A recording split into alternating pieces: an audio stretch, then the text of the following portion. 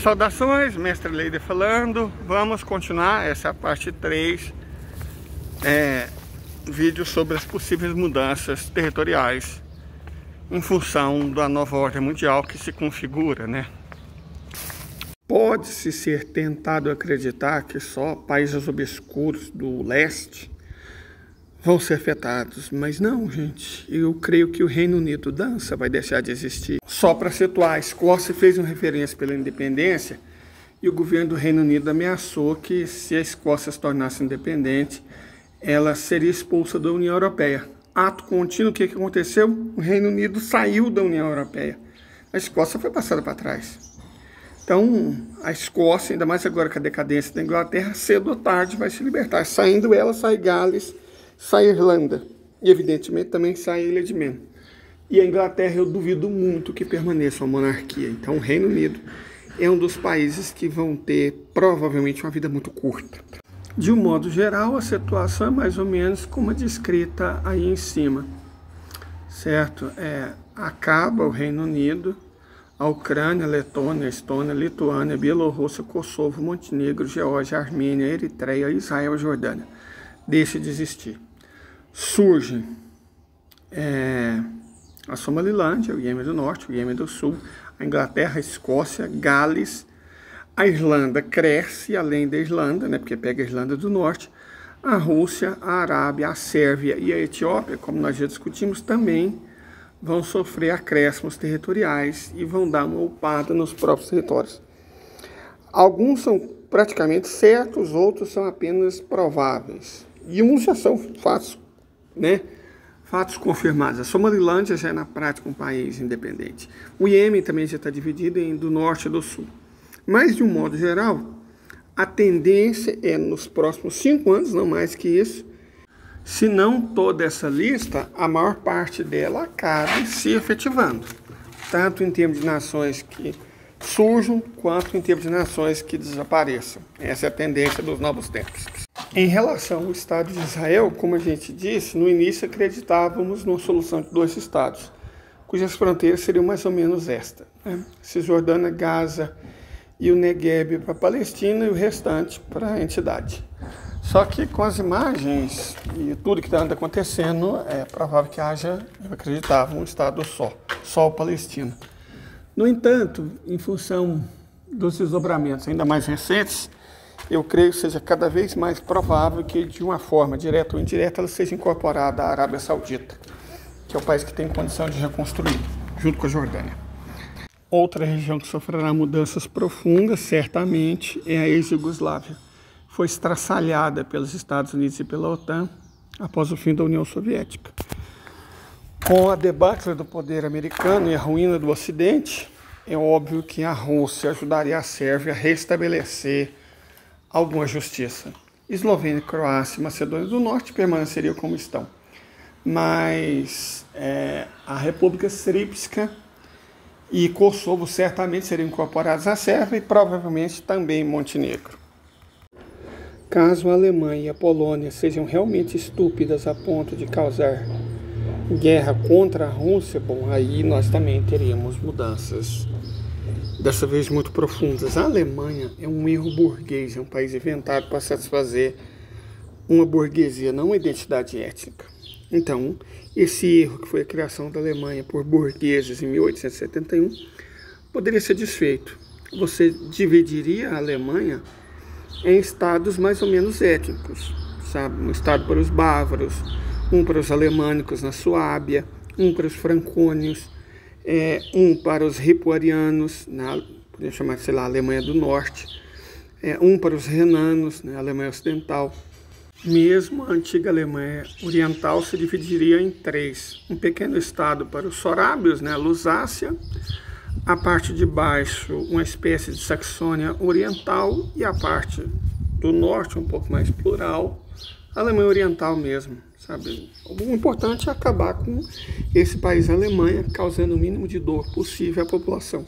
E imaginando que Polônia enfrente a Rússia, a Cassúbia poderia se tornar um outro estado, e a Silésia também, né? A República Tcheca está cheia de gracinha, perde a Morávia para aprender a ficar esperta. E a América anglo-saxônica, Leider? Cara, eu não acredito que ela seja atacada. Ela tem uma chance muito grande de passar por uma guerra civil. Muito grande mesmo. Porque o país está desmoronando, a dívida é altíssima, a situação social nunca foi tão ruim, o país nunca teve tão dividido. Refletindo sobre a situação atual, eu cheguei a essa conformação aí que vocês podem ver. Os Estados Unidos se restringiriam à região do Nordeste dos Grandes Lagos mais Ontário.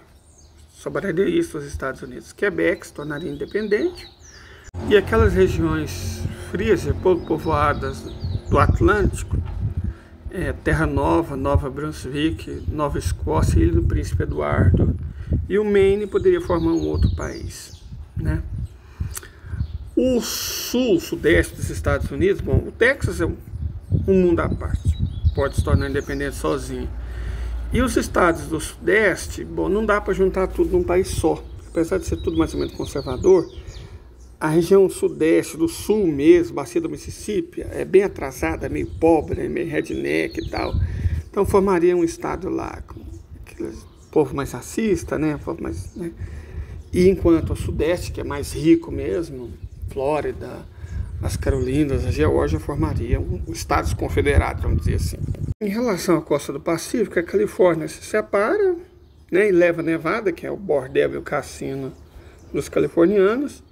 E eu não sei se levaria os estados da costa noroeste, a Cascade, que poderia formar um outro país, Colômbia Britânica, Washington e Oregon, uma coisa mais, né? Mas não seria uma espécie de Califórnia do Norte. Então, todos esses estados poderiam formar um único estado da costa oeste, ou se separar em Cascade e Califórnia mais Nevada. Leider, o que aconteceria com os 4 que você não nomeou? Novo México, Arizona, Utah e Colorado. Bom, aí fica difícil. Porque Utah e Colorado são como água e óleo, não dá para imaginar eles juntos e não dá para imaginar eles com os vizinhos. Então, difícil a situação desses estados. E Arizona e Novo México, talvez o Novo México fosse para o Texas, talvez o Arizona fosse para a Califórnia.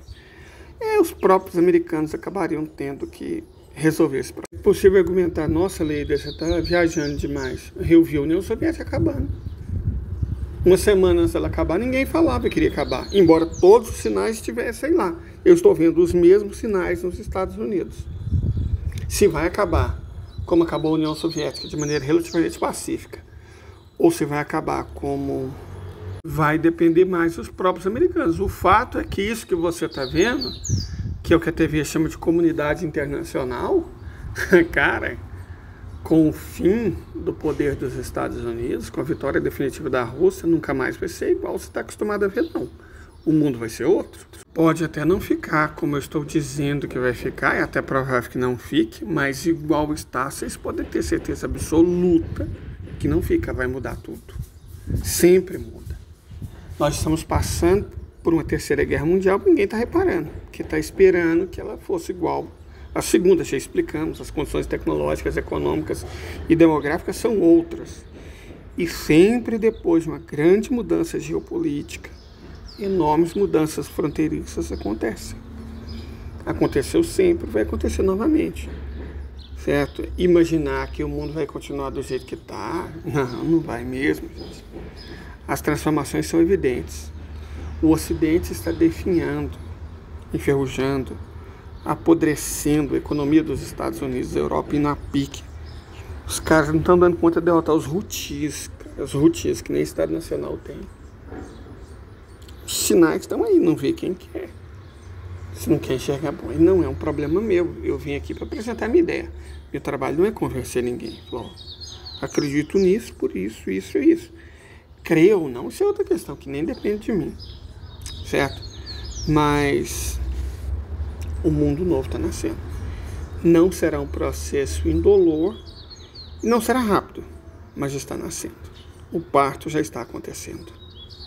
É como se fosse uma espécie de maiêutica geopolítica. É a história acontecendo diante da gente, na frente dos nossos olhos.